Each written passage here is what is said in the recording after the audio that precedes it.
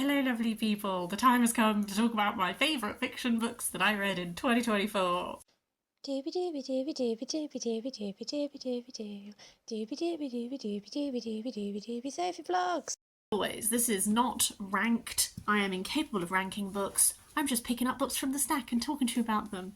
First of all, we have Briefly a Delicious Life by Nell Stephens. This is such a Sophie book, and I think that someone commented on that when I hauled it, but it really is a Sophie book. This is narrated by Blanca, who is the ghost of like a 14-year-old girl who's been dead for centuries, and she lives like haunting this little villa in Spain. And then the novelist George Sand and the composer Chopin, and then George Sand's like children and maid and everything come to stay, and Blanca like falls in love with her, but this little unconventional group is really rubbing the village up the wrong way, and so Blanca is also trying to like kind of help them, but she's a ghost, so how can she?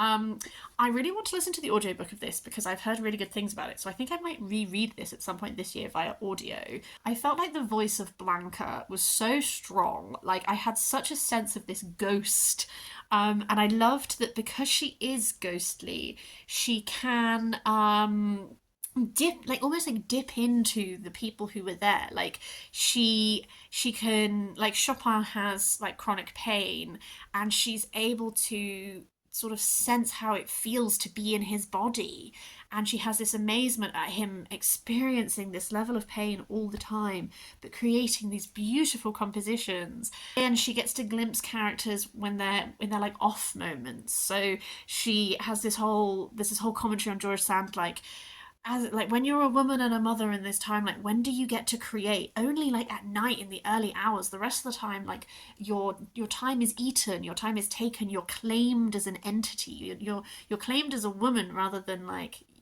being a creator. I just love this. This was so like lovely, original, delicious. I really, really enjoyed it. To that, let's do two Louise Erdriches. This was my year of Louise Erdrich. I read 3 of her books, which for me is a lot of repeating one author. I don't know what my favourite overall is, so I've included both just as like a woo. I've been really enjoying it. Maybe The Night Watchman, which was the one I read 2022, might be my actual favourite, but I did love both of these for different reasons. The Roundhouse is a story of, we're from the perspective of this teenage boy whose mother is raped, and a lot of this narrative is about like trying to figure out who did this crime, get any justice for it, because there is tribal justice and federal justice, and where this crime happens has such an impact on whether any justice is possible. But also, because you're through the eyes of her child, this boy who is like on the cusp of being a teenager, you really get to follow like essentially like his loss of innocence. Like, he starts off and he is a kid, and it ends and he is not actually quite a kid anymore. I found that really compelling, even if sometimes the narration was she did teenage boy well. It's just sometimes teenage boy is annoying. But what I really like about Louise Erdrich is that there is this like multiplicity of narration all the time. So you get all these other perspectives in this, and some of them are like storytelling perspectives that are like passing down like old tales, and you kind of have to wait to figure out why this tale is relevant. Like, there's this, you get so many perspectives that are all different people from the reservation, and I like that, like, patchworking together, like understanding why these different perspectives are important and what they give you. And sometimes what they give you isn't the solution to the mystery, sometimes it's literally just like, this is important history, storytelling, like all of that. I this one made me solidify what The Night Watchman began, which was that I really like the way that Louise Erdrich tells a tale. The Sentence is one of those books where I know some people who read this who really didn't like this, who even if they like Louise Erdrich didn't get on with this one. I I just really like how she tells a tale. It's like set, like, it begins in 2019, but it goes through some of the pandemic, and we're following Tuki, who she's an ex-con who works in this bookshop, and the bookshop is the bookshop that Louise Erdrich actually owns in real life. So Louise Erdrich is like sort of a character at some points in this, but the bookshop is being haunted by the ghost of this like annoying customer, and that is where it starts. You could have done a whole book that was just that, but actually as it goes on, the narrative like warps and changes, and you get other explorations of things as well. And I think that is what some people struggle with. I Really enjoyed it. I was just like, yeah, Louise, ponder some more. I'm with you. I don't know where to go next with Louise Erdrich. If you have any recommendations, please let me know, because I don't know where. She has so many books. I've been waiting to see if one pops up in a secondhand bookshop as like, that's where I'll go. But I think I probably need to be more active in my buying, because I do want to read more of her this year. Another author, Louise Erdrich was my top read author alongside Silvia Moreno Garcia. My favourite Silvia Moreno Garcia that I read last year was Silver Nitrate.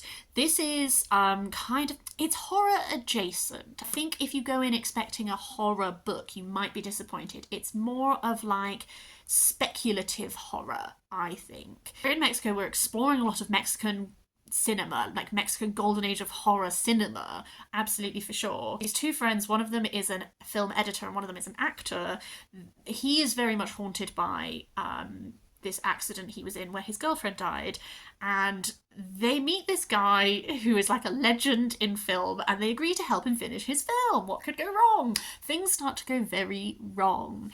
Our actor starts seeing the ghost of his dead girlfriend. Like, there is a lot of this is drawing on like history, in that it's got like a big thread of like Nazi occult stuff going through it. Film, love of film, celebration of film, classic techniques, classic horror, all that kind of thing. I think what I loved about this that made it my favourite of the Silvia Moreno Garcias that I read was just the atmosphere. Like, I'm not a horror gal, which might be why I liked this so much, because it was like tense, and it had a delicious atmosphere that was like hauntings and supernatural things and all this kind of stuff, but it didn't go over the edge into full out horror, so then I still enjoyed it. Which is why I'm saying that maybe if you're a full on horror fan, it might just be too tame for you, but I really enjoyed it. I also got really back into reading sort of like classical, like Greek and Rome primary things. I read a lot of plays, and my favourite set of plays has actually turned out to be the Theban plays by Sophocles. I don't know if it's because this was one of the first ones that I read, so it really hooked me back in. Theban plays is like the Oedipus cycle. Starts off with Oedipus Rex, where he is king, and the city is cursed by a plague because they haven't caught the guy who killed the old king, and who could that be? And you know, these revelations. And what I liked about Oedipus Rex was like the turning, like when people realize the truth of the situation, how that happens. I feel like Oedipus denies that knowledge for so long before finally accepting it, and then this tragedy and everything. Oedipus at Colonus is a very different Oedipus. It's when he is exiled, and his daughters are trying to help him. He's trying to help is it Thebes? He's like aged. He's a much different Oedipus than in that first one. And then Antigone is his daughter Antigone. There was this conflict, sort of civil war between the two brothers, and they've both died. And Antigone is determined to bury the brother who there is a decree out that if anyone buries him, that person will be put to death. And Antigone I have read before, but I had never read Antigone with the knowledge of having read Oedipus Rex and Oedipus at Colonus. Even though I knew the Oedipus tale, I think actually consuming it all together, I just found it so fab. Like, these universal tragedy. Oh, it's just so good, isn't it? Two books that have made the best books year are because of my Read the World challenge. The first of those is The Seven Moons of Maali Almeida. I didn't write down anyone's name on my list. Shehan something. Can't remember his last name. It'll be down below. I was interested in reading this because was it the Booker that it won? I loved it. I listened to it. It's one of the only fiction books that I have listened to on audio, because generally I find non-fiction a lot easier. I think the narrator did such a good job. We are following Maali Almeida, who has he has died, and but he doesn't remember his death, and he's in that period between. He has 7 moons in which to decide what he wants to become of his soul, and what he decides is that he's going to figure out how he died, who killed him, what happened. He's like a photographer, so it's there's a lot of backdrop that is the Sri Lankan Civil War. You also have other threads that are the people who were in his life who are trying to figure out what happened to him and also solve it. I think the narrator did such a good job with like there are all these different spirits that he encounters, and I can even hear in my ears like the voice of one of the spirits still. I just think it brought it to life so well. I really enjoyed the combination that was like getting this glimpse of the actual like lived reality of the Sri Lankan Civil War, how much it's impacted people, how much it impacts daily life, like the fear living in that, the people disappearing and having no trace and all of that. But then with that unreality element of this spirit realm and what happens to you after you die, like the different options around and everything, I just thought it was really great and I really enjoyed it. I also loved Nervous Conditions by Tsitsi Dangarembga. I said this in my reading vlog where I talked about it, but I will reiterate it. I think the first line of this book is so impactful and great. I was not sorry when my brother died. Like, I was hooked. I needed to know. We're following this girl who, like, she's not sorry when her brother died because her brother got everything that she wanted. Like, because he is the boy, he gets the education and he gets the schooling, and she's voracious. She wants to learn. She wants to be educated. And you get to see the way that the death of her brother so changes the course of her life. What actually I loved about this was I really loved the relationship between our main character and her cousin. They start from like a place of almost conflict, and they have this like complicated little relationship as they go through, but that bond, they end up like they are sisters. And I found the cousin storyline really moving. She partially grew up in the UK, so she feels like an outsider from her home and all this kind of thing. This is the first book in a trilogy, and I do want to get my hands on the rest and continue the series for sure. A book that I love so much that I have lent it out so that other people can read it is The Marriage Portrait by Maggie O'Farrell. I know that everyone lost their minds over Hamlet, and I think that Hamlet is a good book. I think The Marriage Portrait is such a Sophie book. Like, I was reading it and I was like, I felt like I was connected to my childhood self. I've said a number of times that I grew up reading a lot of like historical fiction, like Jean Plaidy and all that kind of thing. Like, that was my introduction to a lot of history. And now I've gone off and I've read a lot of non-fiction, but something about reading like a really good historical fiction makes me feel like my child self. And The Marriage Portrait, you're following Lucrezia de Medici, and you know from the outset that she is going to die, because the whole thing, like, it's said so early on that like she died and her family think that her husband killed her. So you have this knowledge, but you start with her as a small child and she has this fascination with this tiger in her father's palace and everything, and then you follow her and it moves around in time.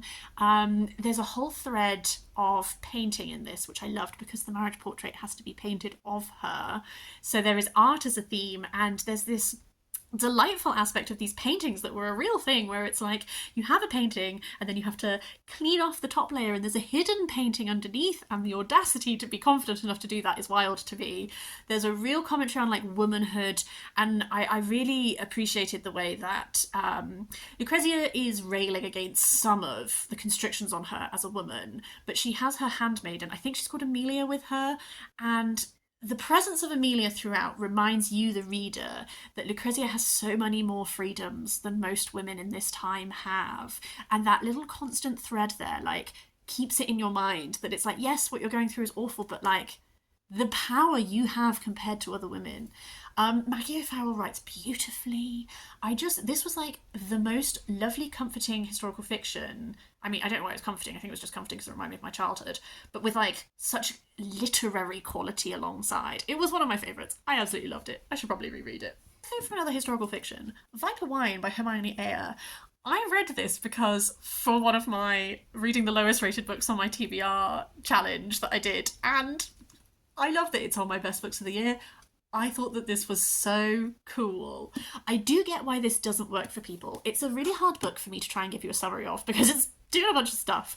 We are in the 1600s. We have one perspective as the Kenelm Digby, real guy, really existed. In this, he was a learned man. He was sort of like trying to be like an alchemist, like man of science, all that kind of thing. But at this time, when science, the flip between like science and magic and everything, like slightly like wibbly, Kenelm has an aspect in his plot lines where it's like he's not entirely rooted in time. He perceives scientific advances that are going to happen, that he describes and posits them in a way that makes sense for a mind that is living in the 1600s.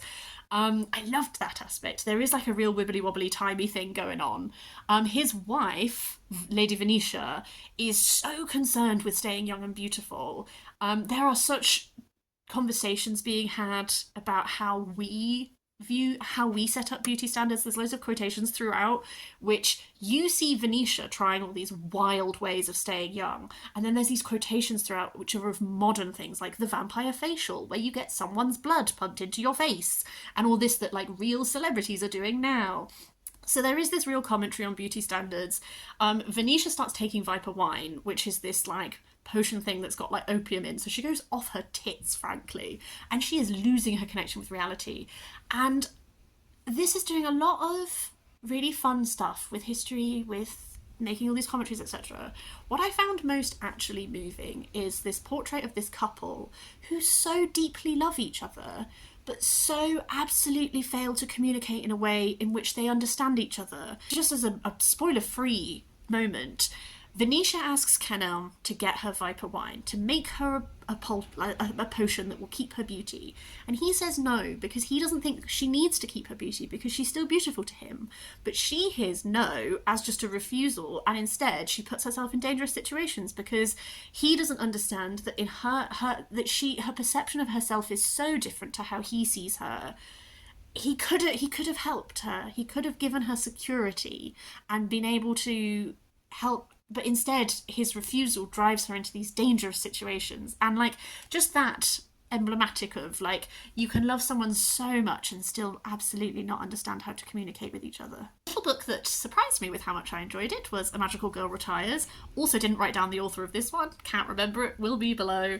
This is a really short little book. It has a lovely physical book. I should really buy it because it's so beautiful. And it's essentially in a world in which magical girls exist, and so there are magical girls and you're the magical girl of like very specific things, following someone who you kind of know is going to end up being a magical girl of something, you think, and she gets embroiled because someone has a prophecy, like a vision, that involves her. She gets involved. I'm really trying not to spoil it because it's such a short book.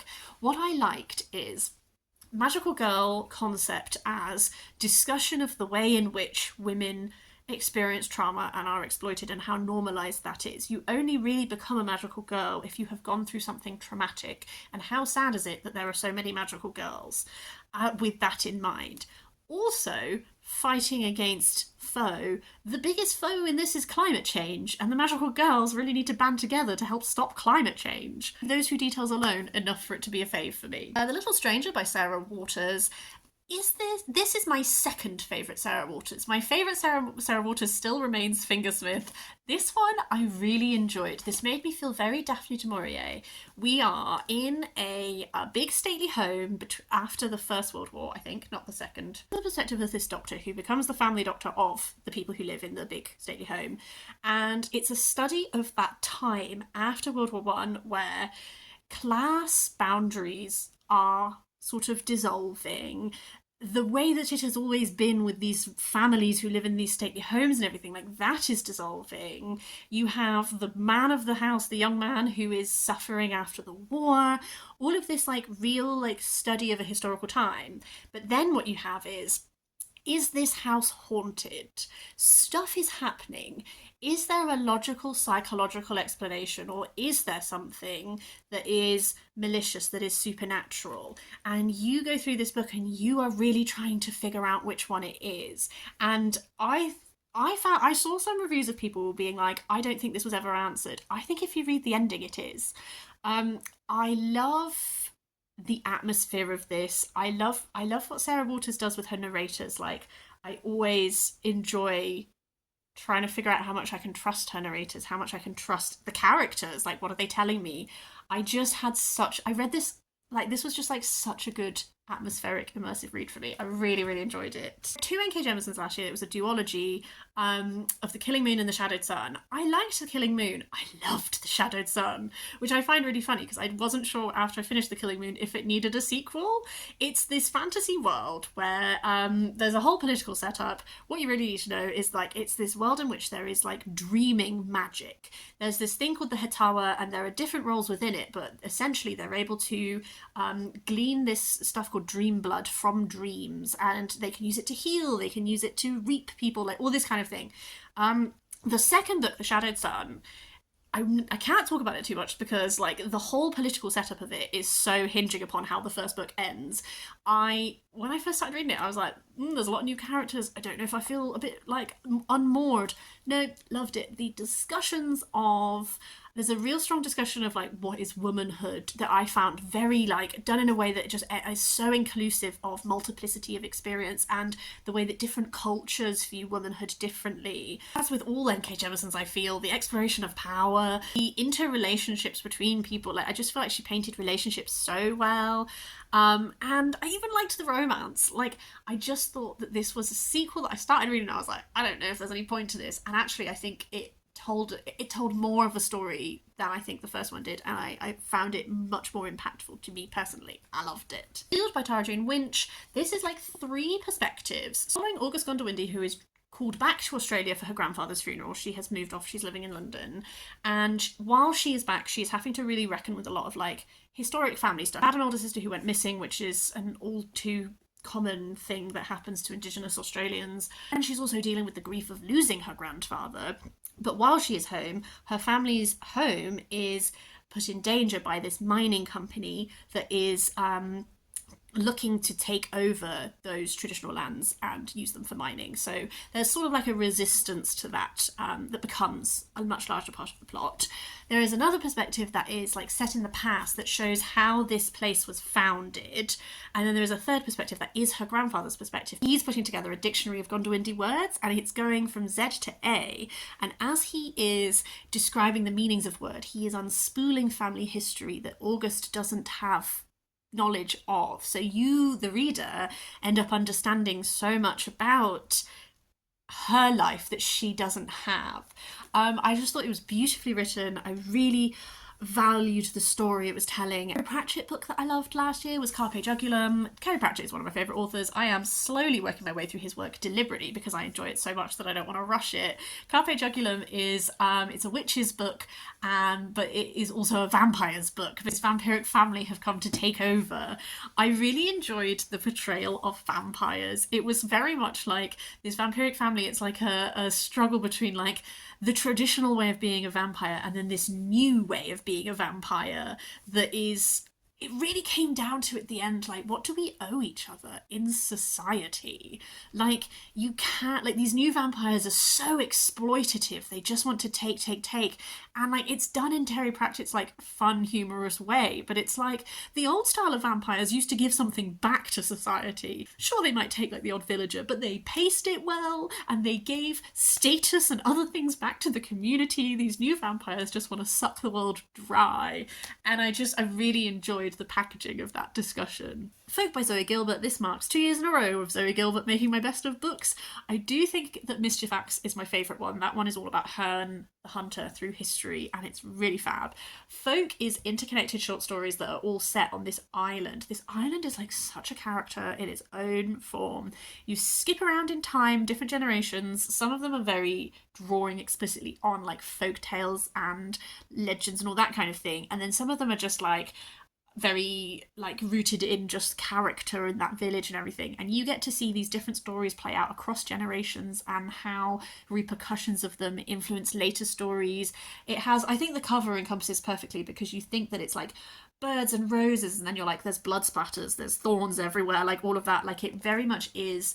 I just think it did such a good job of creating the feeling of this community that is isolated slightly away from society, that's like slightly magical, enchanted thing, but sometimes enchantments are good and sometimes enchantments are bad. I just really enjoyed that. 2 more short story collections. Variations by Juliet Jacques. This is a set of short stories that are all inspired by like archival findings. So each short story is set in a different time period. It's exploring different areas of queer history, but it's all inspired by like, so there'll be one that is like an arrest warrant of someone who was caught at a Molly house, and then it imagines in like the 1700s, and then it imagines the backstory of how they got to be there. One that's like set in the 90s, that's like a film script. They all are dabbling in different genres and tones and styles, exploring really pinnacle moments of queer history. I just thought it was brilliant. My final collection is Black Marks on the White Page, edited by Witi and Tina Macaretti. This is a collection of oceanic writers. It also has interspersed within it like some photography and some artwork as well. This was one of those collections where even the works that were not to my taste, I still thought were objectively really good. I liked the variety of style, perspective. There are some authors in this, particularly I've already picked up Patricia Grace to read Patiki by her because I've been wanting to read it for a while anyway, and I loved her short story. I also really liked Nick Lowe, who is an Indigenous Australian author. I just thought it was a really great selection of short stories, and some of them are excerpts, some of them are not short stories, but I really liked it. I'm going to briefly end with 3 poetry collections that I also really liked, and then I will stop waffling. The Rattle Bag, edited by Seamus Heaney and Ted Hughes. I inherited this from my gran. These are her favourites. I've turned down the corners of my favourites. I think you can see how many there are. It goes through alphabetically by the title of the poems, and I think that in itself was really interesting to explore. There are a lot of poets who recur quite a lot throughout. Clearly, Seamus Heaney and Ted Hughes were big fans of them. Because it's ordered alphabetically, you go from different poet to different poet, and I really liked that process. I found that really engaging. It introduced me to a lot of poets that I haven't read from before that I found really impactful. It also reminded me of some who are old faves. I think that the general overall quality of poems chosen was really fab. And that novel way of organising it meant sometimes there would be poems that were in conversation with each other, but you don't know that because sometimes you read the response before you get the original, and that was just such an interesting way of approaching those poems. I Have More Souls Than One by Fernando Pessoa. I talked quite a lot about him in my review, so I won't waffle too long. These are just excerpts. I want to get longer works of his poetry. He reminded me a lot of Walt Whitman in his style. I remember at the time talking about this multiplicity of self. I have more souls than one. This that made me think of Walt Whitman, Leaves of Grass, and that interconnected kind of feeling. And then I listened to an In Our Time episode, which is a program that is on BBC Radio 4, where they Melvin Bragg and then 3 experts deep dive into a topic every week. It's really great. I would really recommend it. Their Fernando Pessoa episode was so interesting. I didn't realise that he wrote under different pseudonyms, and he had constructed all these different identities. So different pseudonyms specialised in different types of writing, and now I really need to explore him more. And finally, I don't normally include rereads on my best ofs, but I want to talk about it some more. Collected Poems by C.B. Cavafy. Maybe my favourite poet ever? I don't know. I studied this, I did when I was at university like a decade ago. I did like a modern Greek literature module as part of my classical studies. But Cavafy, I fell in love with his historic poems first, and I wrote essays on them. And I love he always picks the underdog, the person who is in the margins of history. That's who he's drawn to, that's who he wants to explore. And he also always explores them at the time in which everything is going wrong. He never looks at moments of triumph. It's always just before the downfall, on the cusp. And I love that. I find that so, it makes me feel so emotional. I returned to this because I had a little Cleopatra exploration moment in the year, and I wanted to read, he has a couple of poems, Caesarion, Mark Antony, all these kind of things. And then I just reread the whole collection. I had much more of an appreciation this time. I've always loved his historic poems. I had much more of an appreciation for some more of his love poems. He was gay at a time where he couldn't openly be gay, so there's all these poems that are very much yearning, repressed desires, oh god, we might literally just have 20 minutes together and then never see each other again. I appreciated that side of his poetry a lot more, for sure. I just love him. I'm going to reread him for the rest of my life, just at various periods. Those are all my favourite fiction and poetry of this year. I would love to know, have you read any of these? Do you have thoughts on them? Please do leave me a comment down below. But also, what were your best fictions? What were your best poetries? Please do drop me recommendations. I always love to hear. Add them into my little to-read list in my mind. But yes, I hope that you're having a really, really lovely day. I hope that you've enjoyed hearing me waffle, and I will see you next time for something different.